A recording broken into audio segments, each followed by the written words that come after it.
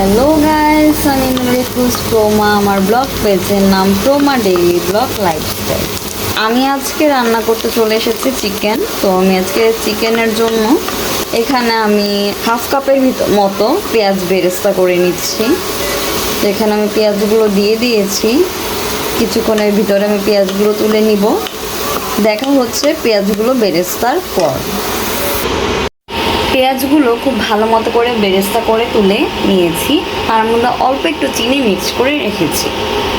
তো এখন হচ্ছে গিয়ে আমি চুলায় আমি আলুগুলো ভাজার জন্য দিয়েছি। তো আলুগুলো প্রথমে আমি কেটে খুব ভালো মতো করে ধুয়ে তার মধ্যে অল্প একটু 1 ফোঁটার মতো food colour, orange food colour দিয়ে খুব ভালো মতো করে আমি মিক্স করে রেখেছিলাম। তো আধা ঘন্টা পরে আমি আলুগুলো এখন ভাজার জন্য চুলায় দিয়ে দিয়েছি। দেখা হচ্ছে আলুগুলো ভাজার পর।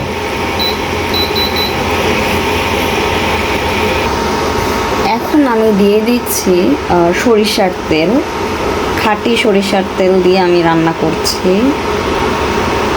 তো সরিষার তেল দিয়ে আপনারা একটু মাংস রান্না করে দেখবেন, মাংসের টেস্টটা কিন্তু অনেক ভালো হয়। আর আমি চেষ্টা করি যে মাংস, তারপরে তেহারি একটু রান্না করার জন্য সরিষার তেল দিয়ে ফ্লেভারটা সুন্দর আসে, খেতেও খুব মজা হয়। অনেকেই মনে করেন যে সরিষা তেল ইউজ করার কারণে খুব ঝাঁঝালো একটা ফ্লেভার আসে, বাট না। তো আমি এখন এর মধ্যে তেজপাতা, এলাচ, তারপরে হচ্ছে শাহি জিরা সব কিছু দিয়ে দিচ্ছি। এটাকে একটু লাল লাল হালকা একটু ভাজা ভাজা হওয়া পর্যন্ত অপেক্ষা করব। তো দেখতেই পাচ্ছেন এটা কালার হয়ে গিয়েছে। আমি এখন এর মধ্যে দিয়ে দিব পেঁয়াজ। তো পেঁয়াজও আপনারা আপনাদের পরিমাণ মতো ইউজ করবেন। যতটুকু পেঁয়াজ দেওয়া দরকার ঠিক ততটুকুই দিবেন, কারণ আমরা এখানে পেঁয়াজ বাটা ইউজ করতেছি।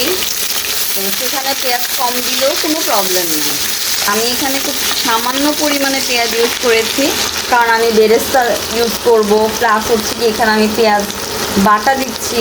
তো সেই ক্ষেত্রে আমি পেঁয়াজটা খুব পরিমাণ মতো ইউজ করার চেষ্টা করেছি। তো আপনারা যারা রান্না করবেন তারাও খুব পরিমাণ মতো পেঁয়াজটা দেওয়ার চেষ্টা করবেন। আমি জানি না আজকে আমার ভিডিও ক্যামেরাটা কেমন দেখা যাচ্ছে, কিন্তু আমি চেষ্টা করছি যথেষ্ট ভালো করে ভিডিও করার জন্য, কারণ আমি হাতে ভিডিও করতেছি। তো হাতের ভিডিও করাটা অনেকটা টাফ। সো প্লিজ কেউ কিছু মনে করবেন না। তো দেখা হচ্ছে ভাজা হওয়ার অলরেডি পেঁয়াজটা ভাজা ভাজা হয়ে গিয়েছে। তো আমি এখানে হচ্ছে গিয়ে কাজু বাদাম, তারপরে হচ্ছে গিয়ে পোস্ত দানা, শুকনা মরিচ, পেঁয়াজ বাটা, শাহি জিরা আর জিরা একসাথে আমি পেস্ট করেছি। এই পেস্টটা এখন আমি দিয়ে দিব। তার সাথে দিয়ে দিব আদা রসুনের পেস্ট। তো দেখা হচ্ছে কিছুক্ষণ পর। আমি আদা রসুনের পেস্ট সব মিক্সড করে পেস্ট করেছিলাম, সেটা দিয়ে দিয়েছি। আদা রসুন দিয়েছি এই চামচের 2 চামচ। তো আপনারা আপনাদের আন্দাজ মতো মাংসের পরিমাণ বুঝে আপনারা আদা রসুনটা ইউজ করবেন। সব সময় চেষ্টা করবেন যে মাংসের যদি মশলা বেশি হয় সেক্ষেত্রে কিন্তু মাংস যদি অনেক মশলা দিয়ে অনেকক্ষণ কষিয়ে রান্না করেন তাহলে কিন্তু মাংসটা খেতে অনেক মজা হয়। আমি মনে করি আপনারা এটা অনেকেই জানেন। যারা নতুন রাঁধুনি তাদের জন্য আমার এই ভিডিওগুলো খুব ভালো উপকার দেবে। চাইলে যারা প্রবাসে আছেন, বিদেশে আছেন, যারা হয়তো বা সিঙ্গেল থাকছেন, তো তাদের ক্ষেত্রে আমার এই রেসিপিগুলো খুব ভালো হবে। রেসিপি ভিডিওগুলো দেখলে ছেলে মেয়ে উভয়ই আমার ভিডিওটা দেখে রান্না করে ফেলতে পারবে।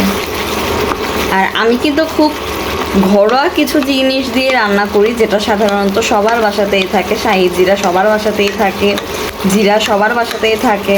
তো আমি সেসব মশলা দিয়ে রান্না করার চেষ্টা করি। আমি এক্সট্রা কোনো মশলা ইউজ করি না, যেটা আপনাদের বাসায় থাকবে না আমার বাসায় থাকবে, এরকম কিছু আমি ইউজ করি না।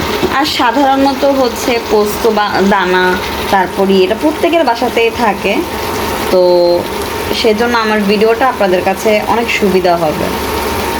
তো এখানে আমি 1 চামচ হলুদ দিয়ে দিয়েছি, আর ধনিয়া দিয়ে দিচ্ছি। ধনিয়া দিব 2 চামচ। এখানে আমি কোনো জিরার গুঁড়া দিব না, ধনিয়ার গুঁড়াটা আরেকটু বাড়িয়ে দিচ্ছি খুব সামান্য পরিমাণে। তো এখানে আপনারা কেউ মরিচ ইউজ করবেন না, কারণ আমি যে মরিচটা ইউজ করেছি সেটা হাতে বাটা মরিচ, আর বাটা মরিচগুলা কিন্তু অনেক ঝাল হয়। তো সেই জন্য আমি এখানে এক্সট্রা করে কোনো মরিচ ইউজ করব না, কারণ এতে আপনাদের খেতে খুব কষ্ট হবে। তো আমি চাই না যে আপনাদের খেতে কষ্ট হোক। আর বাসায় যারা খাবে অনেকেই বাচ্চা থাকে, তো ঝাল খেতে পছন্দ করে না। আর এটাতে যদি আপনারা শুকনো মরিচ আলাদা করে অ্যাড করেন, এটা ঝাল কিন্তু আরও বেশি হয়ে যাবে। তো সেই জিনিসটা মাথায় রাখার চেষ্টা করবেন। তার সাথে আমি আমার একটা স্পেশাল মশলা ইউজ করেছি। এখানে অনেক কিছু মিক্সড করে আমি একটা মশলা তৈরি করেছি, তো সেটা একটু সিক্রেট। তো যদি আপনারা কেউ সেটারও ভিডিও জানতে চান, তো আমাকে কমেন্ট করে জানিয়ে দিবেন, আমি আলাদা করে সেটার ভিডিও দিয়ে দিব। কারণ অলরেডি আমার মশলাটা শেষ হয়ে গেছে, আমাকে আবার বানাতে হবে। তো যদি আপনারা কেউ দেখতে চান যে আমার সিক্রেট কী মশলা আমি এখানে ইউজ করেছি, কি কি দিয়ে, তো সেটার ক্ষেত্রেও কিন্তু মাংসের গ্রামটা অনেক সুন্দর হয়, আর মাংসের কালারটা অনেক সুন্দর হয়। সেটা মুরগির মাংস রান্না করেন, গরু রান্না করেন, হাঁসের মাংস রান্না করেন, তারপরে হচ্ছে গিয়ে চাইলে আপনারা ভেড়ার মাংস রান্না করেন, যে মাংসই রান্না করেন না কেন খেতে খুব মজা হবে। তো আমার মনে হলো আপনাদেরকে ভিডিওটা দেওয়াটা উচিত, তো এই জন্য আমি ভিডিওটা করে দিচ্ছি। তো এক হাতে বুঝতেই পারতেছেন ইলেকট্রিক চুলায় রান্না করাটা খুবই টাফ, তো তাও আমি করতেছি, কারণ সবারই তো বাসার একই অবস্থা, গ্যাস থাকে না। তো ইলেকট্রিক চুলাই হচ্ছে গিয়ে রান্নার জন্য ভরসা। আর বললামই তো, এক হাতে ফোন রেখে রান্না করাটা এটা খুবই একটা টাফ একটা ব্যাপার। তো দেখা হচ্ছে মশলাটা কষানো পর। খুব ভালো মতো করে আমি মশলাটাকে কষিয়ে নিয়েছি, দেখতেই পাচ্ছ মশলার কালারটা কতটা সুন্দর হয়েছে। তো এখন আমি এই মশলাটার মধ্যে আমি হচ্ছে গিয়ে মাংসটা দিয়ে দিচ্ছি। খুব ভালো মতো করে আমি মাংসর সাথে মশলাটাকে কষিয়ে নিয়েছি, একটু ভাজা ভাজা হওয়া পর্যন্ত ওয়েট করছি। তারপর এখানে আমি পরিমাণ মতো পানি ঢেলে দিই। এখানে আমি পরিমাণ মতো পানি দিয়ে দিয়েছি। এই পানিতে মাংসটা সিদ্ধ হয়ে যাবে। দেখা হচ্ছে মাংসটা সিদ্ধ হওয়ার পর। এখন হচ্ছে আমি ঢাকনাটা তুলে নিচ্ছি। দেখতেই পাচ্ছেন যে অলরেডি আমার মাংস ফুটে উঠেছে। আমি হালকা করে একটু নাড়িয়ে দিচ্ছি, একটু হালকা নাড়িয়ে নিচ্ছি, তারপরে আবার ঢাকনা দিয়ে ঢেকে দেব। দেখা হচ্ছে কিছুক্ষণ পর। মাঝখানে আমি মাংসের মধ্যে আলু দিয়েছিলাম, তো তারপরে ভালো মতো করে ফুটে গিয়েছে। এখানে আমি গরম মশলা ছিটিয়ে দিয়েছি, তার সাথে এখানে আমি হচ্ছে পেঁয়াজের বেরেস্তা দিয়েছি।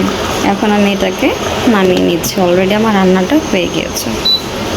তো যদি আমার ভিডিওটি ভালো লেগে থাকে তাহলে অবশ্যই লাইক করবেন, কমেন্ট করবেন, সাবস্ক্রাইব করবেন, পাশে বেল আইকনটা ক্লিক করে দিবেন যেন আমার যে কোনো ভিডিও নোটিফিকেশন আপনাদের কাছে চলে যেতে পারে। সবাই ভালো থাকবেন, সুস্থ থাকবেন। Tata, bye bye, see you. অপেক্ষা করবেন আমার নেক্সট ভিডিওর জন্য। মোবাইলে